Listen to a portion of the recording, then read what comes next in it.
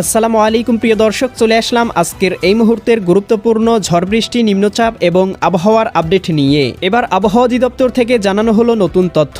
আগামী ৭২ ঘন্টা পরই বঙ্গোপসাগরে ঘনীভূত হতে চলেছে গভীর লঘুচাপ। আবারও কালবৈশাখী ঝড়, অতি ভারী বৃষ্টিপাত ও বিক্ষিপ্ত শিলাবৃষ্টি নিয়ে ভয়ঙ্কর সতর্কবার্তা।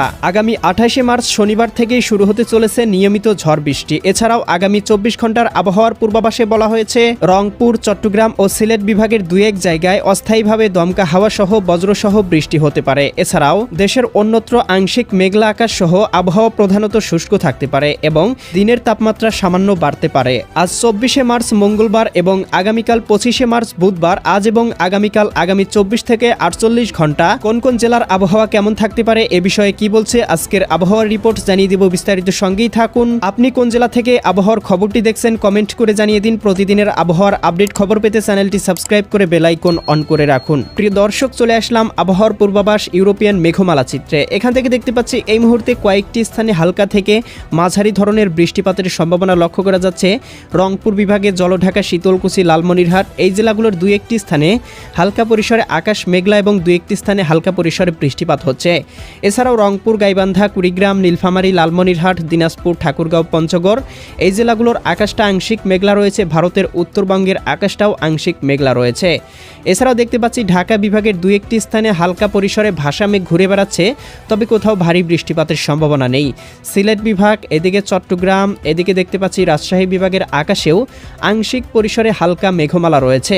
এছাড়াও বঙ্গোপসাগরে এই মুহূর্তে কোনো প্রকার লঘুচাপ, নিম্নচাপ বা ঘূর্ণিঝড়ের কোনো প্রকার সতর্কবার্তা নেই। প্রিয় দর্শক, চলে আসলাম আবহাওয়ার পূর্বাভাস চিত্রে। এখান থেকে দেখতে পাচ্ছি আজকে রাতের আবহাওয়া মোটামুটি পরিষ্কার থাকতে পারে এবং আগামীকাল বুধবার ২৫শে মার্চ আমরা দেখতে পাবো সিলেট, ময়মনসিংহ এবং ঢাকা বিভাগের ২-১টি স্থানে হালকা পরিসরে বৃষ্টিপাতের সম্ভাবনা রয়েছে।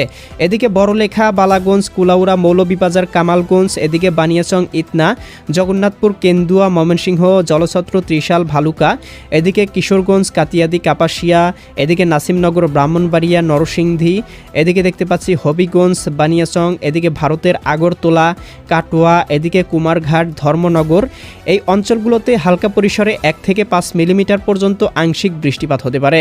এছাড়া দেশের অন্যান্য অঞ্চলের আবহাওয়া মোটামুটি পরিষ্কার, দিনের আবহাওয়া মোটামুটি পরিষ্কার এবং রৌদ্রোজ্জ্বল দেখতে পাচ্ছি। বিকেল বা সন্ধ্যার রাতের দিকে আমরা দেখতে পাবো ঢাকা বিভাগের ২-১টি স্থানে হালকা পরিসরে বৃষ্টিপাত হতে পারে এবং আকাশটা আংশিক মেঘলা থাকতে পারে। এদিকে দেখতে পাচ্ছি জলছত্র, ত্রিশাল, এদিকে টাঙ্গাইল, কালিহাতী, নগরপুর, এদিকে ধামরাই, ঢাকা, এদিকে নরসিংদী, দোহার, ফরিদপুর, এদিকে শিবগঞ্জ, মাদারীপুর, শিবচর, এদিকে গৌরনদী, এদিকে দেখতে পাচ্ছি ব্রাহ্মণপাড়া, কুমিল্লা, হোমনা, নরসিংদী, ব্রাহ্মণবাড়িয়া, কাতিয়াদি, এদিকে নাসিমনগর, কাপাসিয়া অঞ্চলগুলোতে আকাশ আংশিক মেঘলা থাকতে পারে। ২-১টি জায়গায় হালকা পরিসরে বৃষ্টিপাত হতে পারে। এছাড়া রাতের আবহাওয়াটা মোটামুটি পরিষ্কার এবং ২৫শে মার্চ বুধবারের দিকে দেখতে পাবো রাতের মধ্যে জকিগঞ্জ, জয়ন্তীপুর, এদিকে চারখাই, বালাগঞ্জ, বানিয়াচং, এদিকে বড়লেখা অঞ্চলগুলোতে ২-১টি জায়গায় হালকা পরিসরে বৃষ্টিপাত হতে পারে। এছাড়া দেশের ৮ বিভাগের সবগুলো জেলার আবহাওয়া মোটামুটি পরিষ্কার। ২৬শে মার্চের আবহাওয়া মোটামুটি শুষ্ক এবং পরিষ্কার দেখতে পাচ্ছি, কোথাও বৃষ্টিপাতের সম্ভাবনা নেই।